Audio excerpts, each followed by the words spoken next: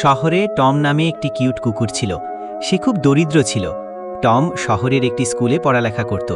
প্রতিদিন সকাল হলে টম স্কুলে চলে যায়।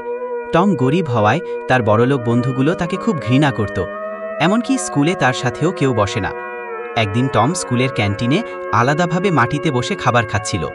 তার বড়লোক বন্ধুগুলো টমের অসহায়ত্ব দেখে অনেক হাসি ঠাট্টা করতেছিল।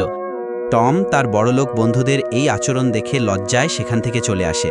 পরবর্তীতে দেখা যায় টম তার রুমে এসে পড়াশোনা করতেছে। পড়াশোনা শেষ করে রান্নাবান্না করতেছে। টম মূলত রাস্তা পরিষ্কারের কাজ করত। সে প্রতিদিন স্কুল শেষে বিকেলে রাস্তা পরিষ্কার করত। সবচেয়ে অবাক করা বিষয়, টম রাস্তা পরিষ্কারের টাকা দিয়ে প্রতিদিন গরিব অসহায় বাচ্চাদের ভালো ভালো খাবার এনে দিত। সে চাইলেই কিন্তু ভালোভাবে চলতে পারত। একটু চিন্তা করার, একটি কুকুর কতটা মানবিক হতে পারে। অন্যদিকে টমের এই কার্যকলাপ তার বন্ধুগুলো দেখে ফেলে। তারা অবাক হয়ে ভাবতে লাগে, টম এত অসহায় হয়েও সে মানুষদের এভাবে সাহায্য করে, আর আমরা টমকে নিয়ে মজা ঠাট্টা করি। টমের বন্ধুগুলো তাদের ভুল বুঝতে পারে।